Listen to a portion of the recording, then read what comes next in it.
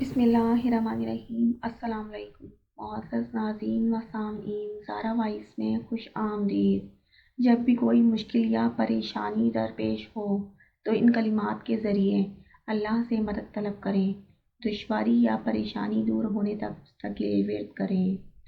عبداللہ بن ابی بکرہ رضی اللہ عنہ اپنے والد سے روایت کرتے ہیں کہ رسول اللہ صلی اللہ علیہ وسلم نے فرمایا، پریشان حال کے لیے دعا ہے، اللہم رحمتک ارجو فلا تکلنی الی نفسی طرفۃ عین واصلح لی شانی کلہ لا الہ الا انت۔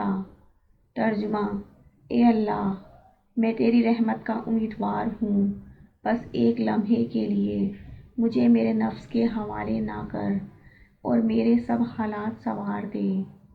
تیرے سوا کوئی معبود نہیں۔ Thanks for watching. Please like, share and subscribe.